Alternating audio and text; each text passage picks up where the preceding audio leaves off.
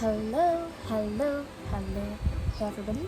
My name is Bree, and you're watching Evermore Reads. So, for those of you who are following me from my Bookstagram, you know that I have had a Bookstagram for about 2 years now, and I love it. I love Instagram and Bookstagram and the community on there.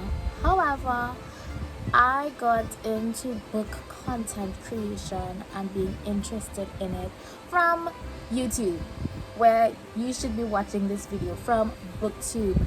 I have been watching BookTube since I was in Form 2, which means I was about 13 years old since I started watching BookTube, and I only discovered Bookstagram like 3 or 4 years later. So I think it just makes sense that we are here now. This is my first BookTube video, and I'm very excited. So I just decided, you know what, I'm not gonna wait anymore for the perfect time or for the perfect setup. We are just going to start. So I have a bit of a controversial video to start off with, and that is my most disappointing reads of 2023.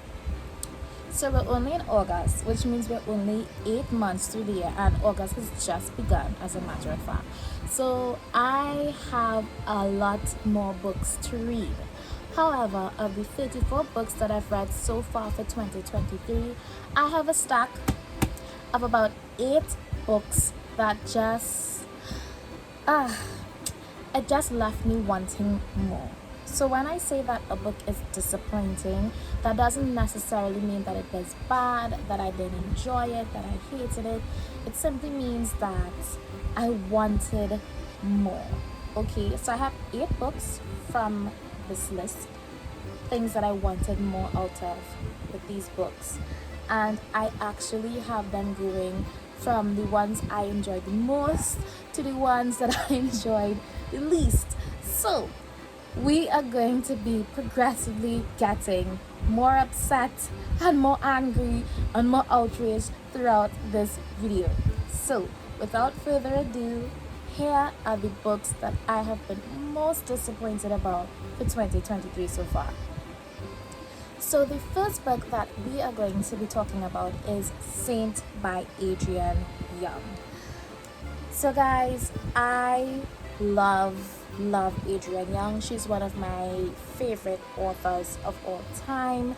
I am on a quest to own all of her books, and this was the book that I most recently owned, and I read another Adrian Young. I think it was after this. Oh my gosh, I think I read them back to back. I read this and Spells for Forgetting back to back. But for those of you who may not be aware, Adrian Young specializes in young adult fantasy-esque fiction. Spells for Forgetting was her first adult book, and this is her most recent YA, and it is the prequel to Fable and Namesake, which I think are arguably most popular books, which follow the protagonist Fable in this kind of pirate-esque romp throughout the seas and the oceans in the fantasy country that Adrian Young created for her story. And this book, prequel, Saint, is about Fable's father, Saint, who in Fable is this notorious pirate, kind of trader, kind of merchant. He's just this mystical guy. He's a little mean, very mean. He abandons his daughter. But this book is supposed to send us back in time to the beginning of Saint's journey, his career. How did he get to where he is in Fable? And also we are supposed to be getting introduced to a new character who is mentioned and alluded to in Fable, but we don't ever really meet her because she's dead in Fable, and that is Isolde, which is Fable's mother, Saint's wife, quote unquote. I don't know if they ever got married, but Fable's mother.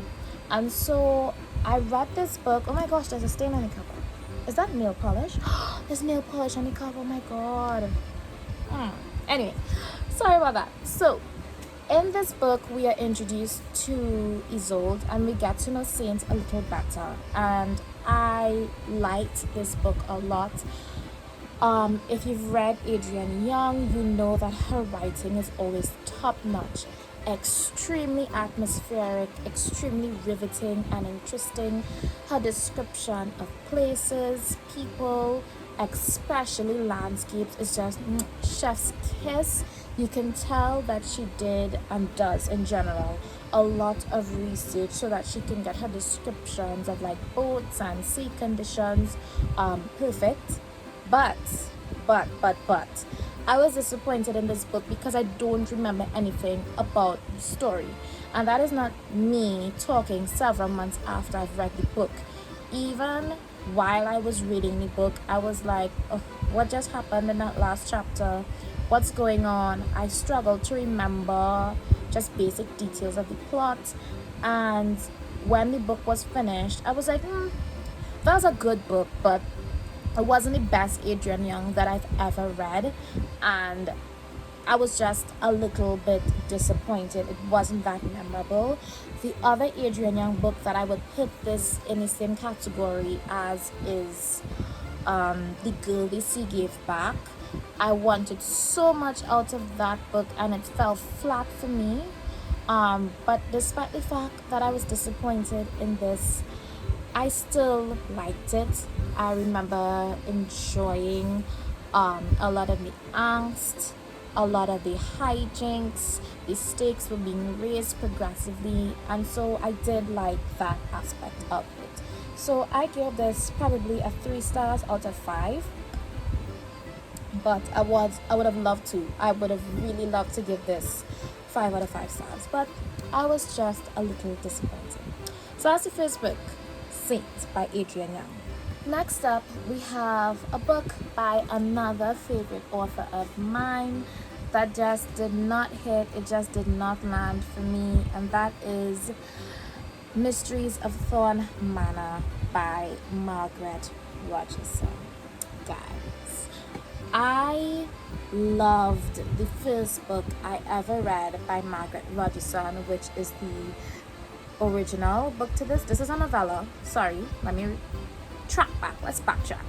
Mysteries of Thorn Manor is the novella attached to Sorcery of Thorns. You see, I had to think about that, sorry. Sorcery of Thorns, which is a fantasy standalone novel that is just beautiful. It's about a girl that lives in a library slash archive in a fantasy world where books literally come alive. These books are alive, they're living, they can turn into monstrous creatures, they can wreak havoc on the world, and this girl who has lived her entire life in this library looking after these books, one of the books ends up escaping and she has to leave the library and go into this world that she has no experience in to try to not rescue the book, but defeat the monster that the book turns into.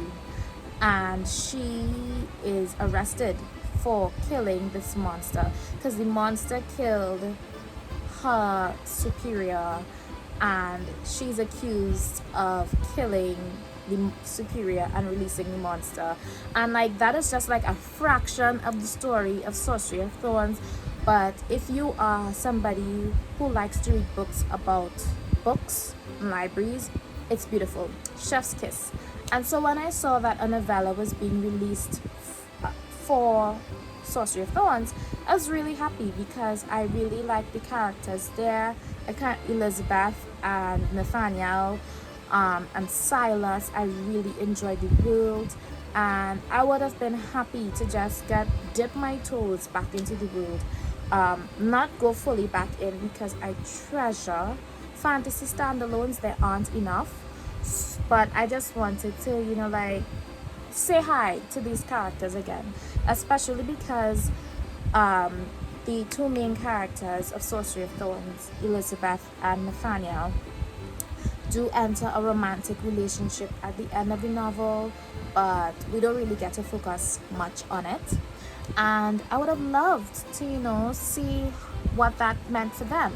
And so this book gives us that. It's supposed to. I should say. It is supposed to give us that romantic relationship between Elizabeth and Nathaniel. Silas comes back from, well, technically he comes back from the dead, but Silas returns, and they have this magical house, that like, I'm at loss of how to describe it. But yeah, basically they are locked in Nathaniel's home. The house is preventing them from leaving, and this whole book is about them trying to figure out what's going on with the house, why it won't allow them to leave, yada yada yada yada yada. I did not enjoy this book. I kind of starting to feel like Sorcery of Thorns was just a fluke when it comes to Margaret Rogerson for me, because I did read her other book, An Enchantment of Ravens, and that book was just pure vibes, no plot, and sometimes that works for me. It definitely didn't work for me with An Enchantment of Ravens.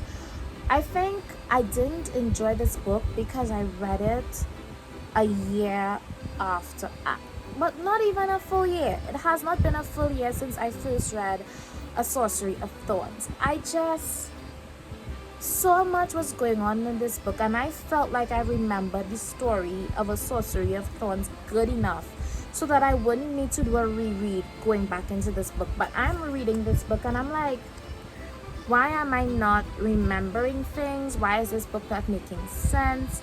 It didn't read like a cohesive piece of literature for me.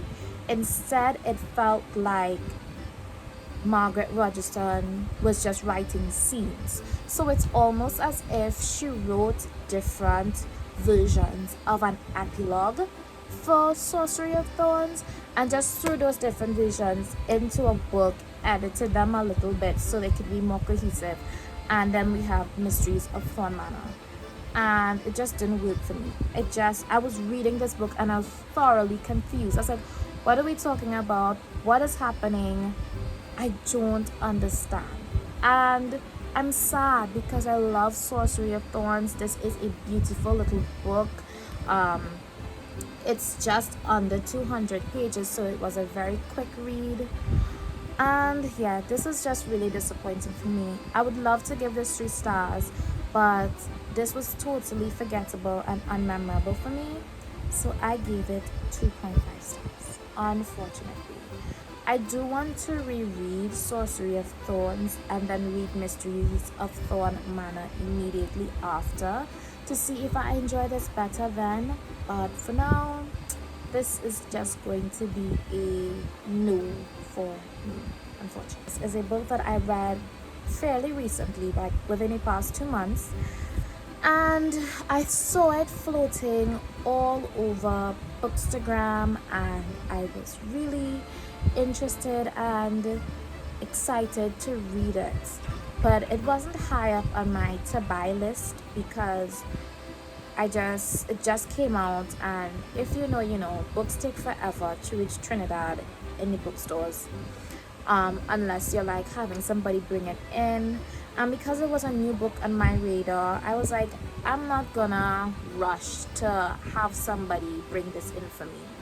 But then I went into the bookstore and I saw the book on the shelf and I was like, wait, didn't this just come out yesterday? What is doing here? And the book I'm talking about is Meet Me at the Lake by Carly Fortune. The other book by Carly Fortune was Every Summer After, and I really wanted to read that. It wasn't at the bookstore. This was.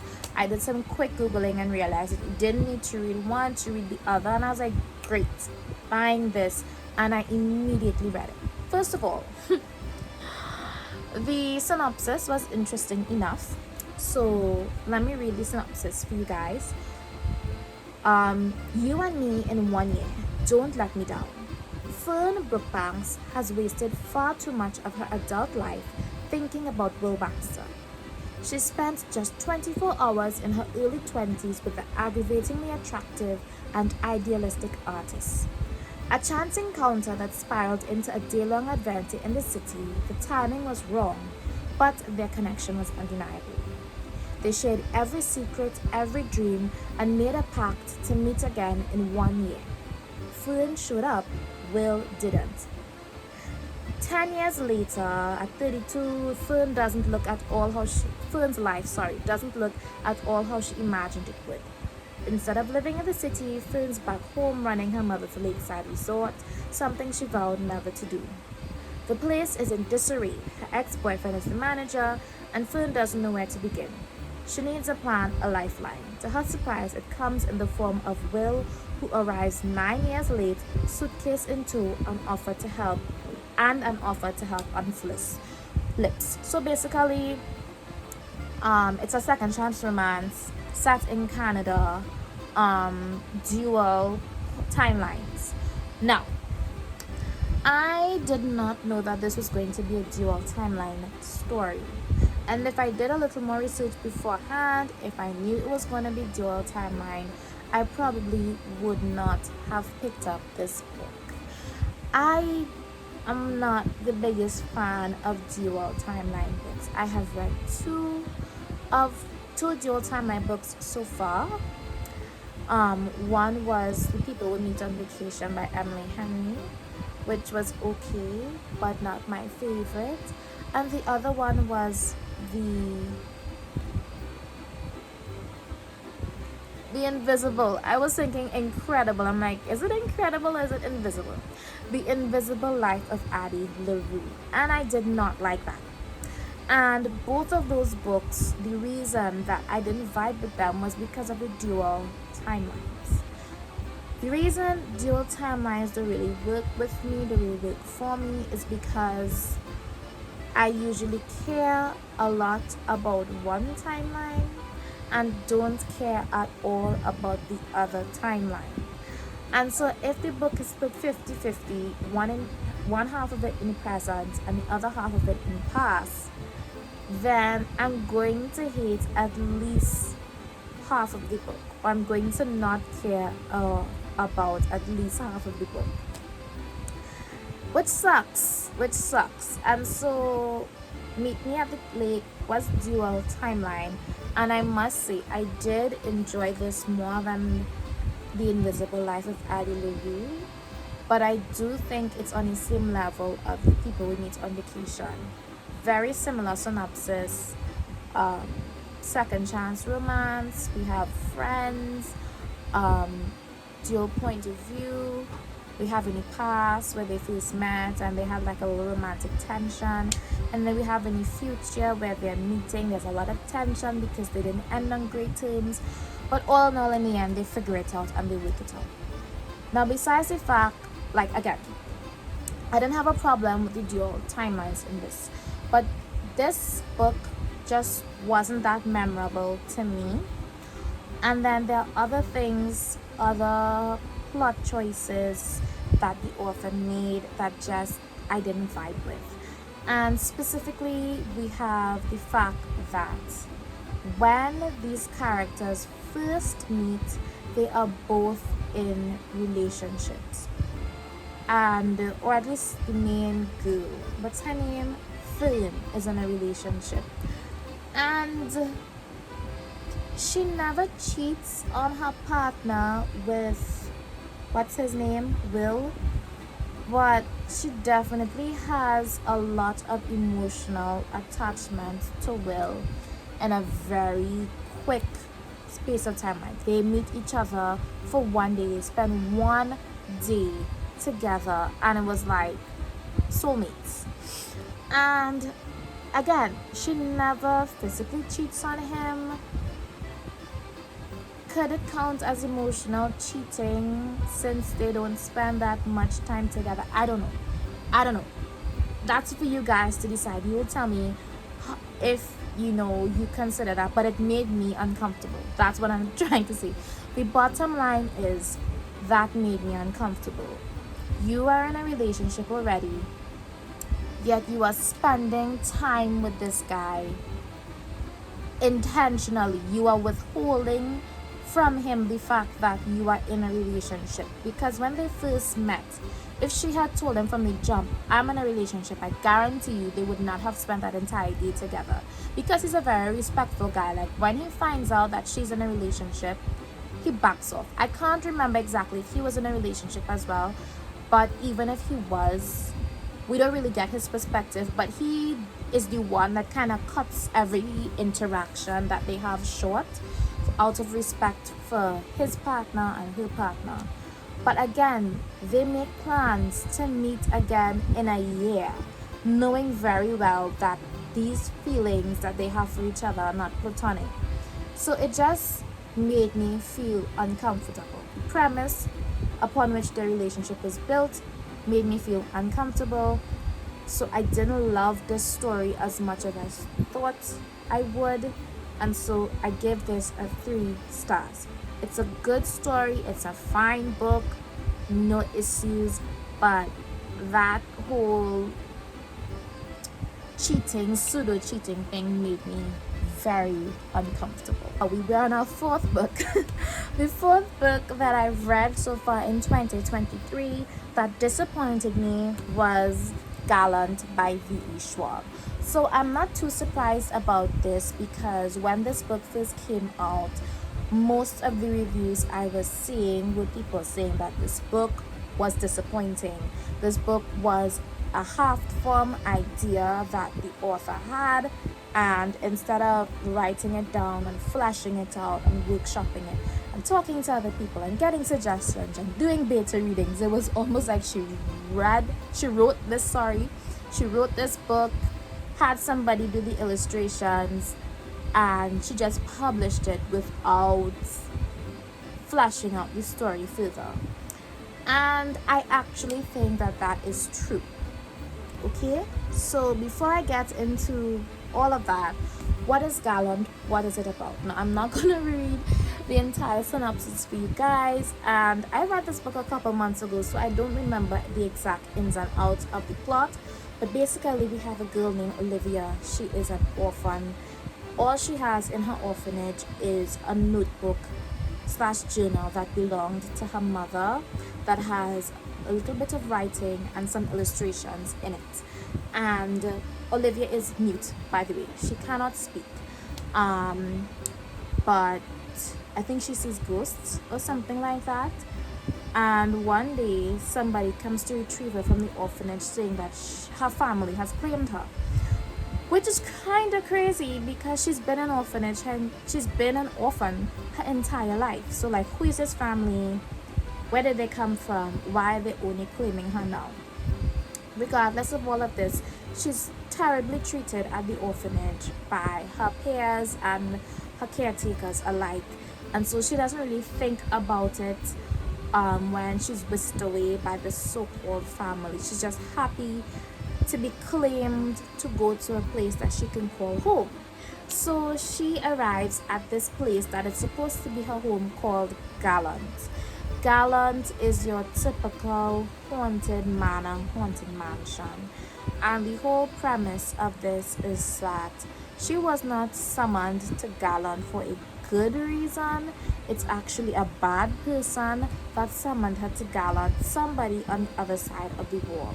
There are 2 versions to this house, this Gallant.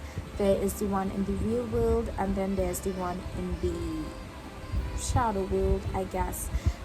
If you've read V Schwab's other gathering of Shades of Magic series where you have Red London, and is that V Schwab? But it's something like that. There's like 2 dimensions.